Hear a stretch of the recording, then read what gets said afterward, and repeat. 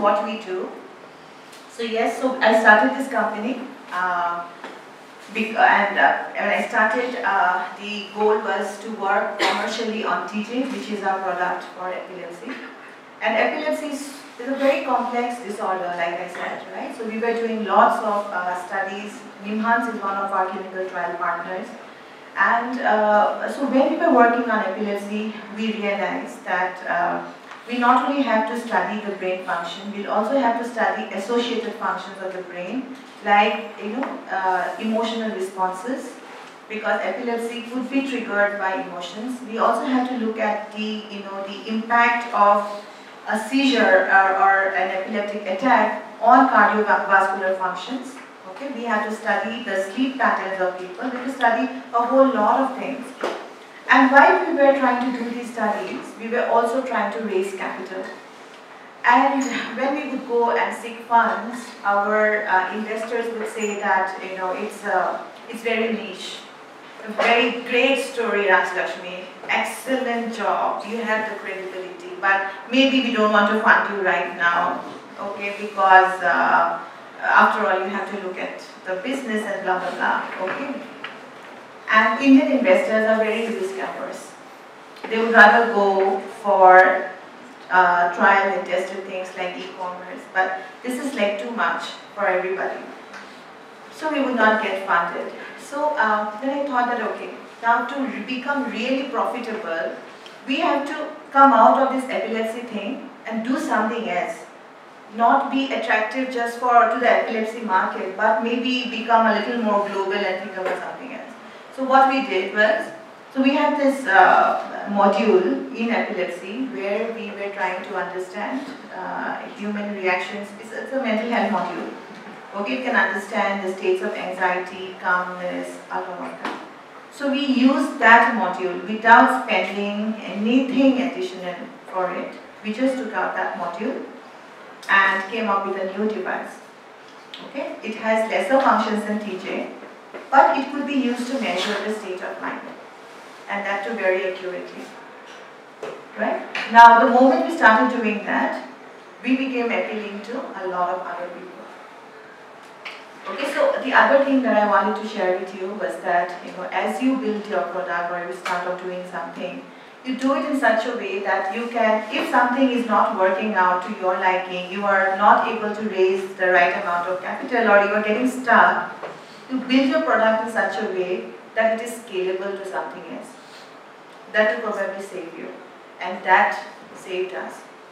Okay, so today when we say what are we trying to do, we tell people that we are trying to prevent some of the bad stuff from happening to people, like unnecessary deaths, suffering and injuries. So we are not just looking at epilepsy, we are also looking at different other areas that will help humans live a better quality of life. Okay?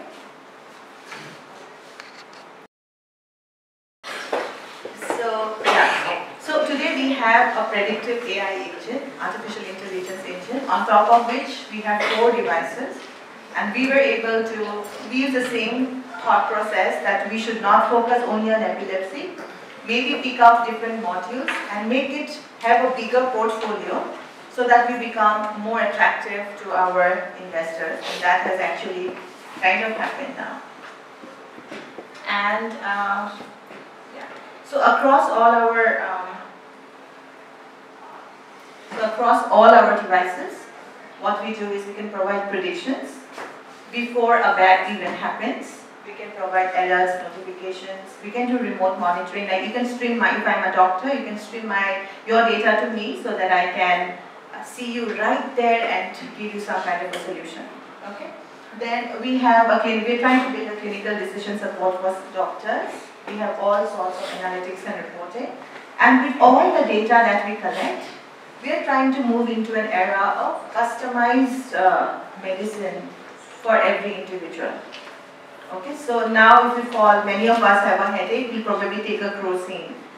But we are looking at that age when it is not crocin, but something different for you, because we have figured out that crocin does not work for you.